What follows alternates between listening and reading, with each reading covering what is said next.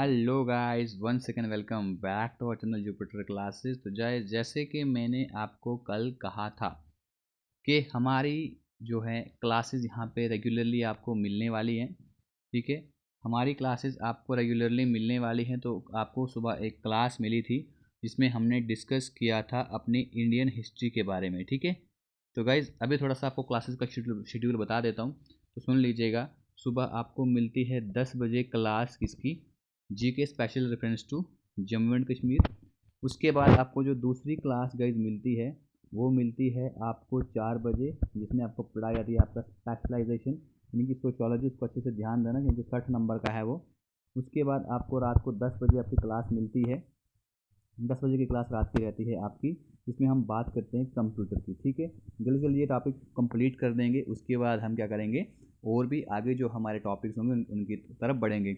और गाइज एक good information आपके लिए ये भी है कि हमने मैथ्स सर जो है हमारे, ठीक है, उनसे बात कर ली है आज। वो भी जल्दी आपके लिए मैथ्स यहाँ पर शुरू कर लेंगे। ठीक है, मैथ्स और रीजनिंग आपको वो पढ़ाएंगे। अगर रीजनिंग नहीं पढ़ाएंगे तो मैथ तो वो आपको पढ़ाएंगे ही पढ़ाएंगे। ठीक है, तो गाइज़ आज की वीडियो में बात करेंगे हम कंप्यूटर। तो गाइज हमारा सबसे पहले टेलीग्राम चैनल ज्वाइन कर लो। ठीक है, टेलीग्राम चैनल ज्वाइन कर लो। वहाँ पे आपको क्या होगा कि वहाँ पर आपको सारी इन्फॉर्मेशन दी जाएगी, कौन सा लेक्चर कब मिलता है, कौन सा लेक्चर कब मिलेगा। ओके, तो आज की वीडियो में हम बात करेंगे अपने कंप्यूटर की। तो basic application of computer and it's component, इसके गाइज हम करेंगे 2 से 3 पार्ट शॉर्ट शॉर्ट वीडियोज़ आपके लिए यहाँ पर लेकर आएंगे ताकि आप जैसे बोर ना हो। तो गाइज यहाँ पर 47 स्लाइडें हैं।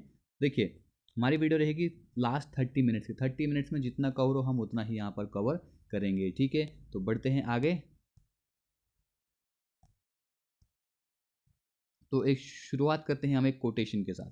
ठीक है, शुरुआत करते हैं एक कोटेशन के साथ। कहता है कि good things happen in your life when you surround your self with positive people. ठीक है, ये कही है रॉ बेनेट ने। कहते हैं कि अच्छी चीज़ें आपकी आपकी लाइफ में ना तभी होती हैं जब आप अच्छे लोगों के साथ घिरे हुए रहते हो। अगर आप अच्छे लोगों के साथ रहते हो तब आपकी ज़िंदगी में एक मरक्कल होने लगता है। तो आपकी ज़िंदगी में अच्छी अच्छी चीज़ें होने यहाँ पर लगती हैं। ठीक है, अब हम बात करते हैं हमारा जो चैप्टर 1 है जिसमें हम बात करेंगे फंडामेंटल ऑफ कंप्यूटर्स की।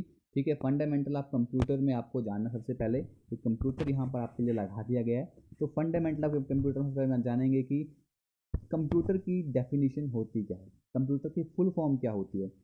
Commonly oriented machine particularly use for trade, education and research. ठीक है, commonly oriented machine particularly use for trade, education and research, इन सब चीज़ों के लिए यहाँ पर कंप्यूटर को यहाँ पर यूज़ करा जाता है। ओके, अब यहाँ पर देखते हैं concept of computer system. Computer system का कंसेप्ट होता क्या है। तो गाइज कंप्यूटर एक ऐसा एडवांस्ड इलेक्ट्रॉनिक डिवाइस है, ठीक है, जो यहाँ पर करता क्या है, जो आपसे रा डेटा लेता है। ठीक है, एज अ इनपुट, रा डेटा एज अ आपसे इनपुट लेगा। ठीक है, किससे, यूज़र से। यूज़र कौन है, हम लोग। And processes this data under the control of set of instruction. ठीक है, और उस डेटा को यहाँ पर जो उसको हम रा डेटा देंगे उसको करेगा हमारा सिस्टम प्रोसेस। ठीक है, प्रोसेस कैसे करेगा, उसके अंदर कुछ प्रोग्राम यहाँ पर सेट होते हैं, उसके अंदर सेट ऑफ इंस्ट्रक्शन लगी होती हैं। ठीक है, उसको हम बोलते हैं प्रोग्राम, और आपको यहाँ पर रिजल्ट देता है जिसको हम बोलते हैं आउटपुट। ठीक, and save output for the future reference and usage. ठीक है, अगर आपने उस जो वहाँ पे डेटा आपने निकाला उसको अपने फ्यूचर रेफरेंस के लिए यूज़ करना होगा तो वो कंप्यूटर जो होता है वो सब काम आपके लिए करता है। अब गाइस यहाँ पर एक और चीज़ देख लीजिए कि बेसिक कंप्यूटर सिस्टम क्या होता है। Input RAM. ठीक है, रैम से क्या हो जाएगा, ये ऊपर चला जाएगा रजिस्टर में, ALU CPU में, ये सारा काम होकर बाद में आपकी आउटपुट मिलेगा और उसके बाद आपकी स्टोरेज में चला जाएगा। ठीक है, ये आपका बेसिक कंप्यूटर सिस्टम होता है। अब हम आगे बढ़ते हैं तो हम थोड़ा सा और जानते हैं कंप्यूटर सिस्टम के बारे में। To know about the working of a computer, first need to understand various time such as data processing and information. ठीक है, कंप्यूटर सिस्टम जानने से पहले आपको इन चीज़ों के बारे में जान लेना ज़रूरी है। डेटा, डेटा होता क्या है।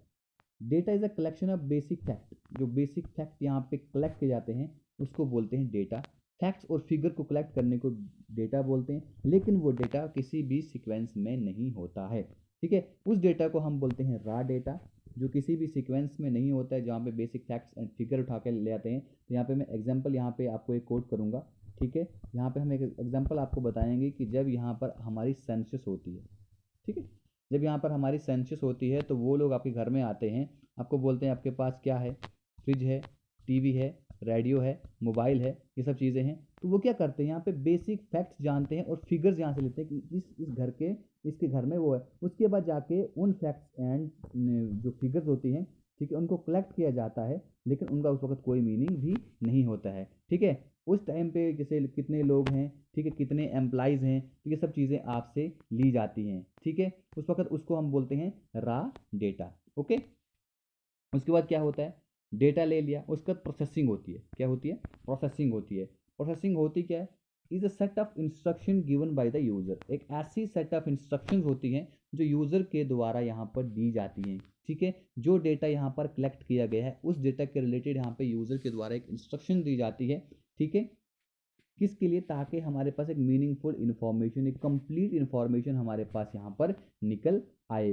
Computer does the required processing by making the necessary calculations, comparisons and decisions. उसके बाद कंप्यूटर क्या काम करता है, जो भी उसको प्रोसेसिंग की ज़रूरत पड़ती है, जो भी कैलकुलेशन करनी हो, कंपैरिजंस करने हो या कोई डिसीजन लेने हो, वो अपनी प्रोसेसिंग के ज़रिए वो सब काम करता है, उसे हम बोलते हैं प्रोसेसिंग, ठीक है। सबसे पहले क्या आएगा, डेटा। डेटा लिया, डेटा को बाद में प्रोसेस किया, ठीक है। प्रोसेस करने के बाद हमें क्या प्रोवाइड करेगा, इन्फॉर्मेशन यहाँ पर प्रोवाइड करेगा। तो इन्फॉर्मेशन हमारे पास एक एंड पॉइंट होता है, चाहे या हम इसे फाइनल आउटपुट भी कहते हैं, ठीक है। किसी भी जो काम यहाँ पर किया गया उसका आउटपुट जो होगा उसे हम कहेंगे इन्फॉर्मेशन, ठीक है। This meaningful output data is called information. जो वहाँ से आउटपुट यहाँ से निकलता है, जो हमने डेटा डाला, प्रोसेसिंग हुई, उसके बाद जो भी हमारे पास इन्फॉर्मेशन निकल कर आई उसे हम बोलते हैं इन्फॉर्मेशन, ठीक है। जो भी डेटा निकल कर आया। अब यहाँ पर बात करेंगे हम कैरेक्टरिस्टिक्स ऑफ कंप्यूटर, ठीक है। जो मेजर कैरेक्टरिस्टिक्स है कंप्यूटर के वो यहाँ पर दिए हुए। Speed, A powerful computer is capable of executing about 3 million calculation पर सेकेंड। एक पावरफुल कंप्यूटर जो होता है, ठीक है, वो यहाँ पे 3 मिलियन कैलकुलेशन कर सकता है पर सेकेंड। 3 मिलियन कैलकुलेशन कर सकता है पर सेकेंड। उसके बाद एक्यूरेसी, इसमें जो भी चीज़ डालोगे ना वो एक्यूरेट ही वहाँ से होकर निकलेगी। कंप्यूटर एक्यूरेसी कंसिस्टेंटली हाई, इसकी एक्यूरेसी बहुत ज़्यादा हाई रहती है, ठीक है। अगर यहाँ पर कुछ एरर्स भी रहते हैं, they are due to errors in the instruction given by the programmer. अगर इसमें कुछ एरर रहते हैं तो वो प्रोग्रामर की वजह से ही यहाँ पर एरर रह सकते हैं। अदरवाइज यहाँ पे कोई भी इसकी एक्यूरेसी में शक नहीं किया सकती कि इसकी जो एक्यूरेसी होगी वो बिल्कुल आपको यहाँ पर सही देखने को मिलेगी। इसके बाद गाइज हमारे पास आती है रिलायबिलिटी, ठीक है। आप इस पर रिलाई कर सकते हो कि नहीं कर सकते हो, ठीक है। इज इट रिलायबल और नॉट। द आउटपुट जनरेटेड, ठीक है, जो भी यहाँ से कंप्यूटर के जरिए आउटपुट निकल कर आता है उसको हम बहुत ही रिलायबल मान सकते हैं, उस पर हम यकीन कर सकते हैं, ठीक है। As long as the data is reliable, उस डेटा को हम रिलायबल मान सकते हैं। जो जो कंप्यूटर से प्रोसेस होकर डेटा बाहर निकलता है, ठीक है, वो उसे हम रिलायबल भी मान सकते हैं। इसके बाद नेक्स्ट है मेमोरी स्टोरेज कैपेसिटी। इसकी जो मेमोरी या स्टोरेज कैपेसिटी होती है, ठीक है, ये बहुत ज़्यादा डेटा अपने अंदर स्टोर करके रख सकता है और यहाँ से आप जो डेटा को रिट्रीव भी कर सकते हो, ठीक है। ओके, वर्सटिलिटी, मतलब ये वर्सटाइल है, ये बहुत सारे काम कर सकता है, ठीक है। Computer can accomplish many different thing, ये बहुत सारी अलग अलग चीज़ें यहाँ पर कर सकता है। इट्स अ वर्सटाइल, एक काम भी करेगा, दूसरा काम भी करेगा, तीसरा काम भी करेगा, चौथा काम भी करेगा, ठीक है। यहाँ पे करेगा क्या, ये आपसे इंफॉर्मेशन एक्सेप्ट करेगा through various input output devices के जरिए, ठीक है। परफॉर्म अरिथमेटिक, यहाँ पे अरिथमेटिक कैलकुलेशन यहाँ पर क्या करेगा, कैलकुलेशन का काम करेगा। और लॉजिक ऑपरेशन का यहाँ पर ये काम करता है कंप्यूटर, ठीक है। Generate a variety of output in the variety of form, ठीक है, अलग अलग फॉर्म में ये डेटा को यहाँ पर क्या करता है, जनरेट करता है। इसे हम बोलते हैं वर्सटाइलिटी, ठीक है। जो वर्सटाइल होता है, जो बहुत सारे काम करता है, ठीक है। Automation, once the instructions are fed into the computer, एक बार जब इंस्ट्रक्शन हमारे कंप्यूटर सिस्टम के अंदर क्या चले फीड हो जाती हैं, ये ऑटोमेटिकली, ठीक है, किसी भी ह्यूमन इंटरवेंशन के बगैर ये काम करना शुरू कर देता है। इसे हम बोलते हैं ऑटोमेशन, ठीक है। ये ऑटोमेटेड भी है, बस एक बार इसको इंस्ट्रक्शंस दे दो, उसके बाद ये काम खुद ब खुद करता है। उसके बाद डिलीजेंस, ठीक है। डिलीजेंस क्या होता है, computer will never fail to perform its task due to distraction और लेजीनेस, ठीक है। इसमें डिलीजेंस बहुत ज़्यादा होती है, ठीक है। जो काम आपने इसको दे दिया, ये बहुत डिलीजेंट है उस काम को करने के लिए, ठीक है। वो ये काम करके ही छोड़ेगा। कोई कैलकुलेशन दे दी इसको करने के लिए, वो ये काम करेगा ही करेगा, ठीक है। ठीक है, इसको कोई डिस्ट्रैक्शन हो, लेजीनेस हो, इसको थकावट भी नहीं होगी, इसको डिस्ट्रैक्शन भी नहीं होगी। ऐसे अगर आदमी कोई काम कर रहा होगा, कोई कोई किसी ने कुछ बोल दिया तो डिस्ट्रैक्ट हो जाएगा, लेकिन कंप्यूटर का ऐसा कुछ भी नहीं होता है। इसके बाद कॉन्वीनियंस, कंप्यूटर्स जो होते हैं usually easy to access and allow people to find to information easily that without would be very difficult. ठीक है, अब ये क्या है, कॉन्वीनियंट भी है। कंप्यूटर जो है ये आप यूजली ईजी टू एक्सेस, यहाँ से आप इसको जो भी चीज़ आपने जाननी होगी उसको आप आसानी से एक्सेस कर सकते हो। ठीक है, और लोगों को ये अलाउ करता है कि वो कुछ भी इंफॉर्मेशन यहाँ पे आसानी से ढूंढ सकते हैं। ठीक है, इसके बिना जो इंसानों के लिए बहुत ज़्यादा मुश्किल हो जाएगा। ठीक, इसके बाद है हमारे पास गाइस फ्लेक्सिबिलिटी। कंप्यूटर बहुत ही फ्लेक्सिबल भी यहाँ पर होता है। कंप्यूटर को हम यहाँ पर एंटरटेनमेंट के लिए यूज़ कर सकते हैं, बिजनेस के लिए यूज़ कर सकते हैं। जैसे मैं अभी यहाँ पर इसको यूज़ कर रहा हूँ, आपको एजुकेशन के लिए यूज़ कर रहा हूँ। ठीक है, आपके एजुकेशन के लिए यहाँ पर कंप्यूटर यूज़ कर रहा हूँ। फ्लेक्सिबल है कि नहीं है? ठीक है, who hold different ideals for who had valid goals, almost anyone can use a computer and computer can be use to assist with almost any goal. ठीक है, कोई भी आपका गोल हो तो कंप्यूटर आपको यहाँ पर असिस्टेंट आपका बन सकता है। ठीक है, but you have to use it in a very positive way. Okay, अब हम जानते हैं यहाँ पे कंप्यूटर के गोल्स क्या है। कंप्यूटर के गोल्स क्या थे? Problem solving techniques using the computer. ठीक है, जो प्रॉब्लम सॉल्विंग टेक्निक आप कंप्यूटर को यूज़ करके यहाँ पर जो टेक्निक है उनको यूज़ कर सकते हो। ठीक है, प्रॉब्लम को सॉल्व करने के लिए। एनालिसिस ऑफ कम्प्लेक्स प्रॉब्लम, जो आपकी कम्प्लेक्स प्रॉब्लम है जो आसानी से सॉल्व नहीं हो रही है, ठीक है, उनकी सोल्यूशन यहाँ पर ये निकाल कर लाता है। Comprehension of modern software engineering principle, जो आजकल के मॉडर्न सॉफ्टवेयर इंजीनियरिंग प्रिंसिपल्स उनको कंप्रीहेंड करना। Vast breadth and depth of knowledge is the in the discipline of computer science. ठीक है, कंप्यूटर साइंस में बहुत सारी जो breadth and depth of knowledge होती है, ठीक है, उसको कंप्यूटर साइंस में यहाँ पर लाना, ये हमारे कंप्यूटर के कुछ गोल्स थे। ठीक है, अब हम यहाँ पर जानते हैं कि कंप्यूटर की कैपेबिलिटीज़ क्या क्या है। What are the capabilities of computer. ठीक है, कंप्यूटर क्या क्या कर सकता है। लाइक ऑल मशीन, जितनी भी मशीन है उनकी तरह a computer needs to be directed and controlled in order to perform a task successfully. ठीक है, जितनी भी मशीन है उन सब की तरह कंप्यूटर को कोई भी काम करने के लिए, कोई भी टास्क सक्सेसफुली करने के लिए उसको डायरेक्शन की ज़रूरत पड़ती है। Okay, until such time as program is prepared and stored in the computer memory, तब तक वो क्या रहता है, कंप्यूटर की मेमोरी में सेव रहता है। The computer knows absolutely nothing, not even how to accept और रिजेक्ट डाटा, ना ही वो जानता है डेटा को कैसे एक्सेप्ट करना है, कैसे रिजेक्ट करना है। ठीक है, तब तक वो खाली उसकी मेमोरी में यहाँ पर सेव रहता है जब तक उसको कोई डायरेक्शंस ना मिले।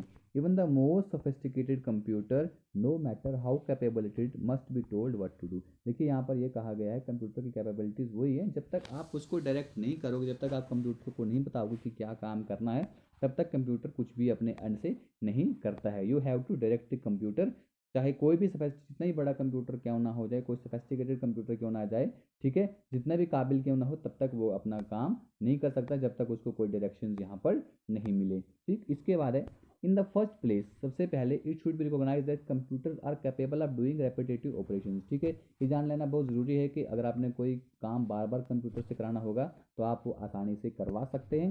ठीक, अब computer can perform similar operation thousand of time, same operation कोई भी काम जो है वो 1000 बार यहाँ पर कर सकता है, ना ही वो बोर होगा, ना ही वो थकेगा। ठीक है, आर इवन केयरलेस, ना ही वो इस चीज़ के बारे में केयरलेस होगा। ठीक है, जैसे इंसान अगर कोई काम बार बार करता है तो वो बोर होने लग जाता है, ठीक है, वो थक जाता है।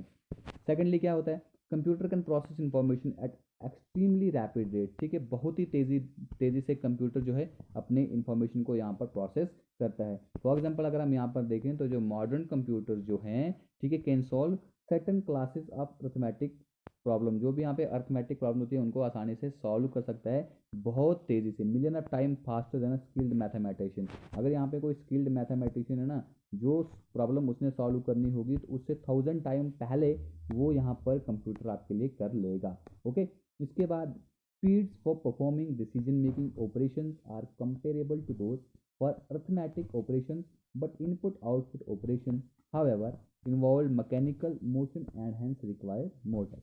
अब यहाँ पर समझिएगा, speed for preparing decision making, अब जो यहाँ पर डिसीजन मेकिंग, इसमें जो यहाँ पर डिसीजन लाना होता है उसके लिए जो डिसीजन मेकिंग ऑपरेशन जो यहाँ पर होते हैं, ठीक है, वो यहाँ पर परफॉर्म होती हैं, ठीक है, are comparable to those for arithmetic operation, ठीक है, उसके तो अर्थमेटिक ऑपरेशन को उनको हम यहाँ पर कंपेयर कर सकते हैं। लेकिन जो यहाँ पर इनपुट आउटपुट ऑपरेशन होते हैं, जबकि इसमें मैकेनिकल मोशन यहाँ पे इन्वॉल्व रहता है, ठीक है, और इसमें हमें इनपुट आउटपुट ऑपरेशन में हमें ज़्यादा टाइम यहाँ पर लग सकता है।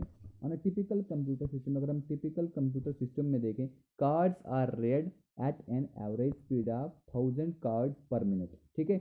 अगर हम टिपिकल कंप्यूटर सिस्टम की बात करें तो कार्ड्स को यहाँ पे अगर हम देखें तो 1000 कार्ड्स जो है उसकी एवरेज स्पीड रहती है कि पर मिनट वो 1000 कार्ड पढ़ सकता है, ठीक है। And as many as 1000 line वो इसी टाइम में एक ही मिनट में प्रिंट भी कर सकता है, ठीक है। ये है यहाँ पर स्पीड की बात, ठीक है, जो कंप्यूटर के जरिए होती है।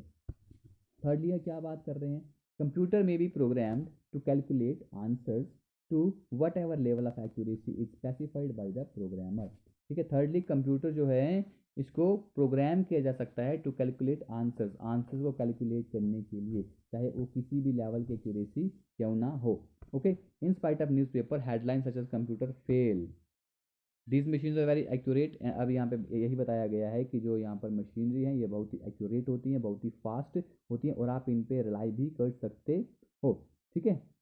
Because they are man made, क्योंकि ये यहाँ पर मैन मेड मशीनें हैं, ठीक है।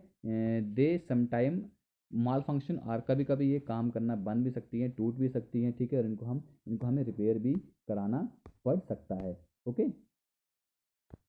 इसके बाद हम आगे देखें, इन द फोर्थ प्लेस, अगर हम फोर्थ प्लेस पे देखें, जनरल पर्पस कंप्यूटर, जो जनरल पर्पस कंप्यूटर होते हैं can be program to solve, इस पे हम various type of problem solve कर सकते हैं, उनकी फ्लेक्सिबिलिटी, क्योंकि कंप्यूटर जो है बहुत ही फ्लेक्सिबल माना जाता है। One of the most important reason, अगर मोस्ट इंपॉर्टेंट रीज़न हम देखें कि why computer are so widely use, computer का आजकल इतना ज़्यादा यूज़ क्यों हो रहा है, is that almost every big problem can be solve, क्योंकि इससे हर एक जो है कोई बड़ी से बड़ी प्रॉब्लम होगी वो यहाँ पर आसानी से सॉल्व हो सकती है, ठीक है। छोटी से छोटी प्रॉब्लम भी और बड़ी से बड़ी प्रॉब्लम भी यहाँ पर कंप्यूटर के ज़रिए सॉल्व हो सकती है, ठीक है। तो गाइज इसमें ना हमारे आगे क्वेश्चंस भी हैं, उन क्वेश्चंस को भी अटेम्प्ट कीजिएगा, ठीक है। लास्ट में वीडियो क्वेश्चंस भी हैं। अब हम कंप्यूटर की हिस्ट्री के बारे में कुछ बातें जानेंगे। In the beginning there were no computer, starting में कोई भी कंप्यूटर नहीं थे, ठीक है। आपको यहाँ पर ऐड या सब्ट्रैक्ट करने के लिए आपको फिंगर्स एंड टोज की ज़रूरत करनी पड़ती थी, अपने फिंगर और टोज की ज़रूरत यहाँ आदमी इसको यूज़ करता था, ठीक है। सबसे पहले याद रखिएगा, abacus is known to be the first mechanical calculating device, तो फर्स्ट मैकेनिकल कैलकुलेटिंग डिवाइस है यहाँ पर अबेकस, याद रखिएगा।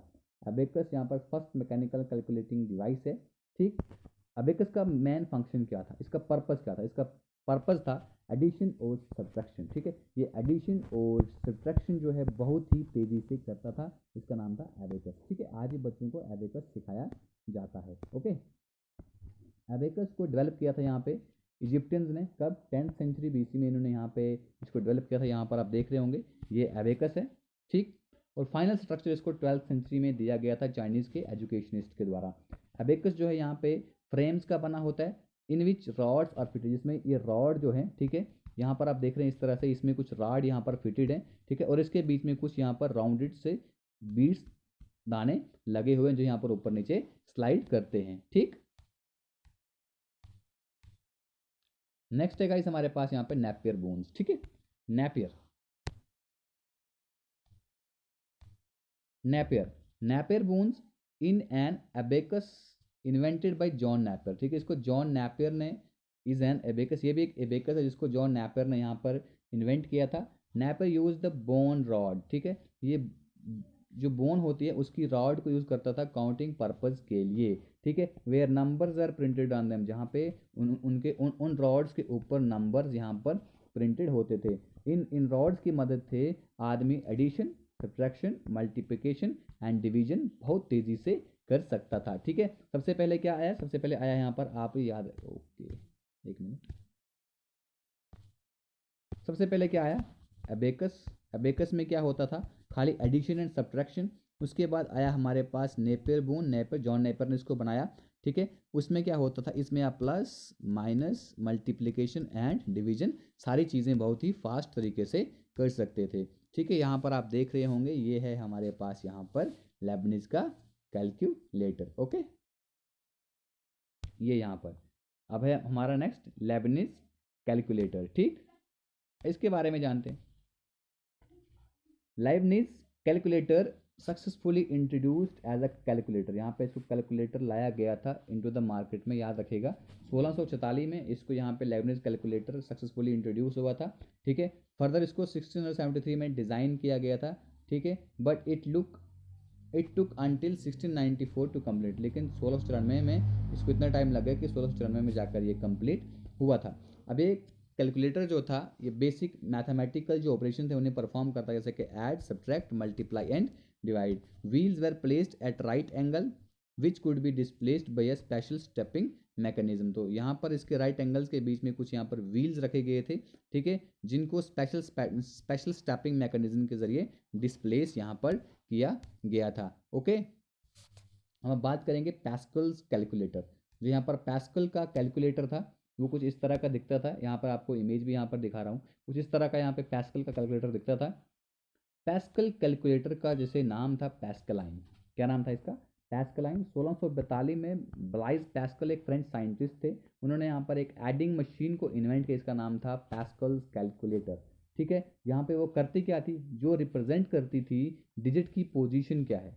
ठीक है, डिजिट की पोजीशन क्या है, with the help of gears on it, जो इसके ऊपर गेयर्स थे उसकी हेल्प से यहाँ पर उसकी पोजीशन को रिप्रेजेंट करती थी। हालांकि ये मैकेनिज्म जो हैं were early forerunners to computer engineering, the calculator fail to great commercial issues. तो यहाँ पर एक कैलकुलेटर यहाँ पर फेल हो गया, इसने ऐसा कोई बड़ा काम नहीं किया। लेकिन अगर हिस्ट्री की बात करें, कंप्यूटर की जनरेशन की बात करें, तो ये एक इंपॉर्टेंट रोल प्ले करता है। ठीक, तो हम बात करेंगे next one, that is analytical engine. Analytical engine आपके सामने यहाँ पर देख रहे होंगे। तो एनालिटिकल इंजन के बारे में हम थोड़ा सा जानकारी रखते हैं। ठीक है, देखिए ज़्यादा डेप्थ में हमने यहाँ पर पढ़ना नहीं है, क्योंकि आपका 10 मार्क्स का पेपर ज़्यादा लेफ्ट में जाना नहीं। ठीक है, जो मैं पढ़ाऊँगा ऑब्वियसली आपका क्वेश्चन वहीं से ही बनने वाला है। एनालिटिकल इंजन क्या होता है? First computer, this analytical engine the first fully automated calculating machine. जो फुली ऑटोमेटिक यहाँ पर कैलकुलेटिंग मशीन थी। ठीक है, एनालिटिकल इंजन को फर्स्ट कंप्यूटर भी यहाँ पर कहा जाता है। ठीक है, जिसको ब्रिटिश कंप्यूटिंग पायनर जो थे यहाँ पर चार्ल्स बैबेज, ठीक है, जिन्हें फादर ऑफ द कंप्यूटर भी कहा जाता है, उन्होंने क्या किया, यहाँ पर एनालिटिकल इंजन यहाँ पर बनाया, जो फुली ऑटोमेटिक कैलकुलेटिंग मशीन थी। ओके, इसको कैलकुलेट करने के लिए यहाँ पर बनाया गया था।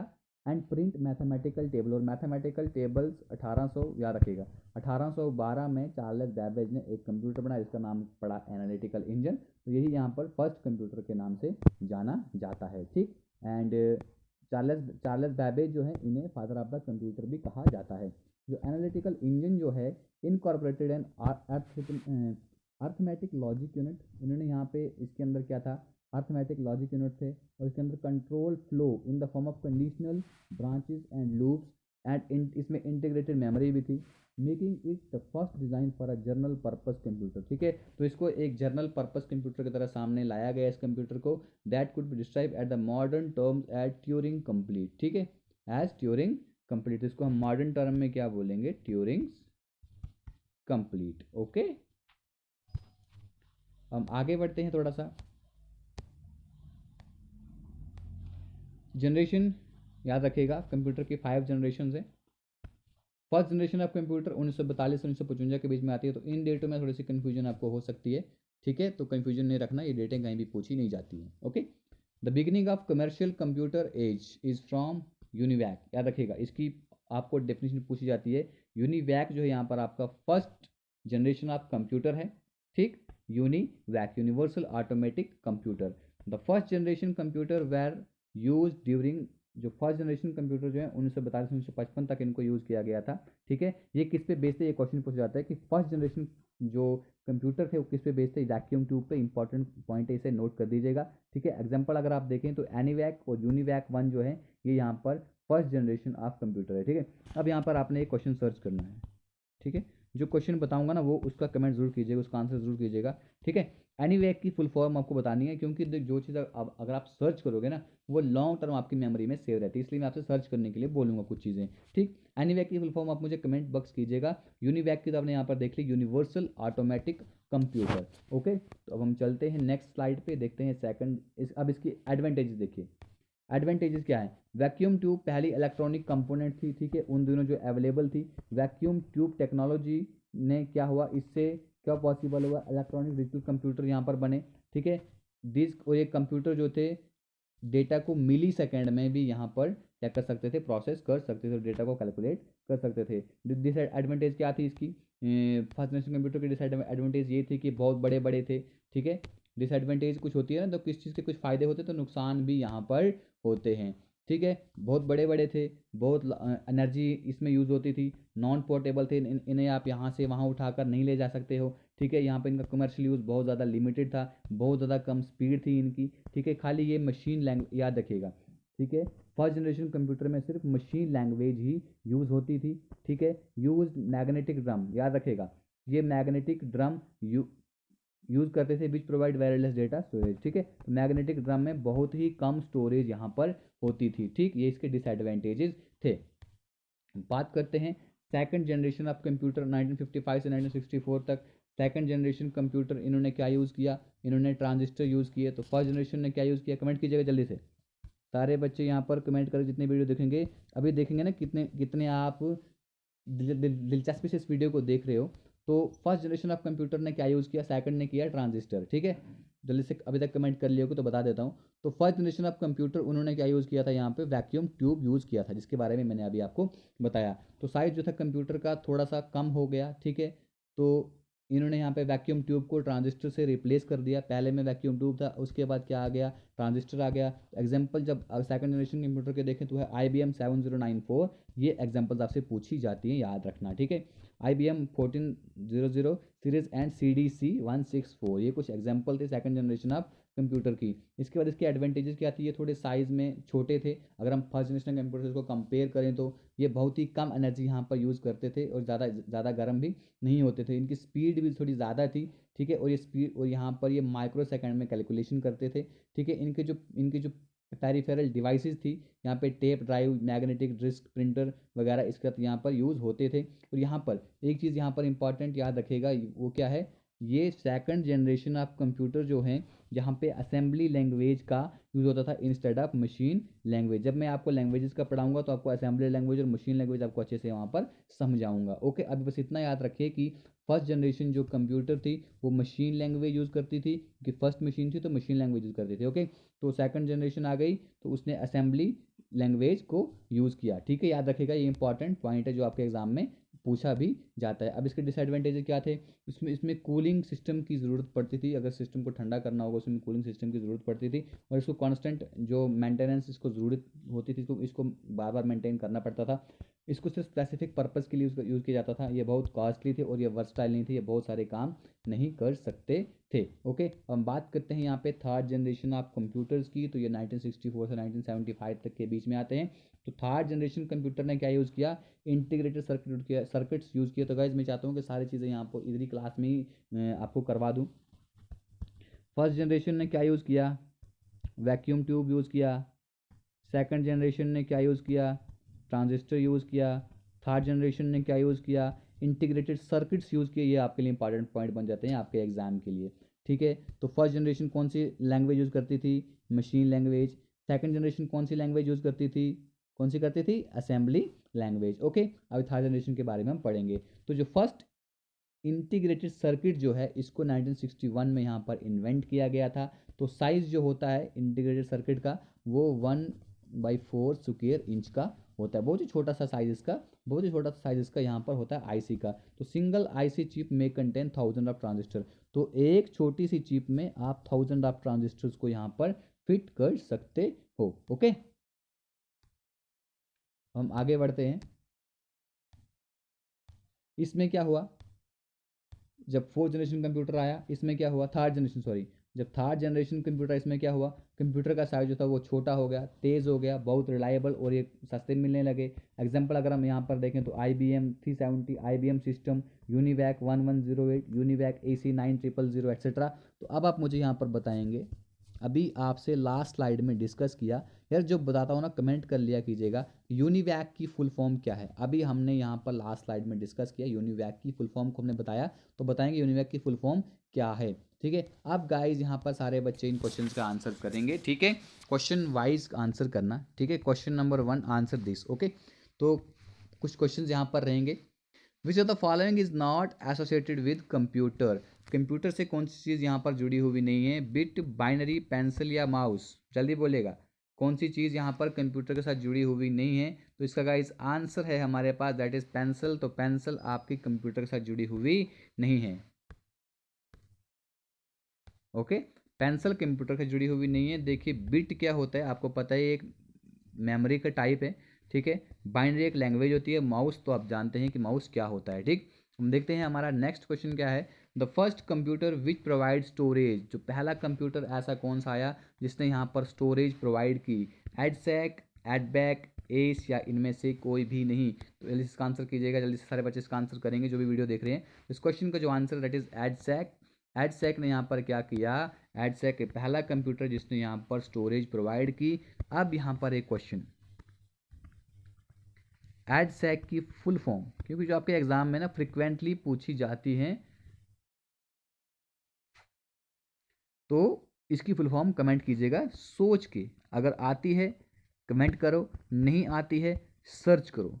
सर्च इसलिए करवाता हूँ क्योंकि इसका रीज़न मैंने पहले ही बताया, क्योंकि ये आप क्या करेंगे, अगर आप बाद में भी कभी इसको अगर सोचेंगे तो आपके दिमाग में ये लॉन्ग लॉन्ग टर्म तरह की रहेगी, क्योंकि आप इसको सर्च करने वाले हो। सर्च करके एडसैक की फुल फॉर्म बच्चे बोलेंगे, यहाँ से पता लगेगा कि कितने बच्चे सीरियसली हमारी वीडियोज़ को देखते हैं। ओके, तो नेक्स्ट क्वेश्चन है हमारा कि micro computer hardware consist of 3 basic categories of physical equipment. जो माइक्रो कंप्यूटर हार्डवेयर होता है हमारे पास, उसमें 3 बेसिक कैटेगरीज के इक्विपमेंट होते हैं। Keyboard, monitor, hardware drive, system unit input output memory, उसके बाद system unit input output secondary storage, system unit primary storage and secondary storage. ठीक है, वीडियो को पास करके जल्दी से क्वेश्चन का आंसर कीजिएगा। ओके, तो इस क्वेश्चन का जो answer that is option number B. ठीक है, सिस्टम यूनिट इनपुट आउटपुट और मेमोरी जो है यहाँ पे माइक्रो कंप्यूटर्स में हमें देखने को मिलती है। ओके, अब हम यहाँ पर देखते हैं नेक्स्ट क्वेश्चन, डेस्कटॉप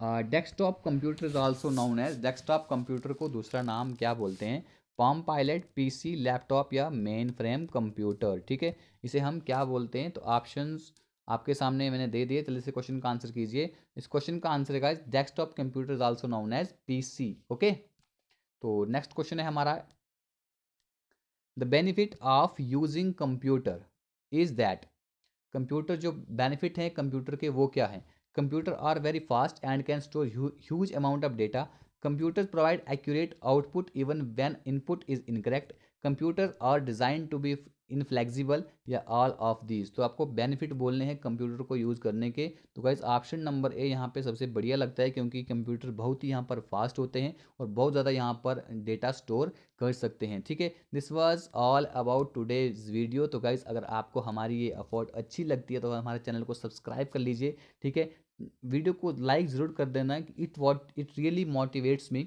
तो कमेंट करके जो मैंने क्वेश्चंस पूछे हैं ना, सारे क्वेश्चंस के गाइस आपने आंसर करे होने चाहिए।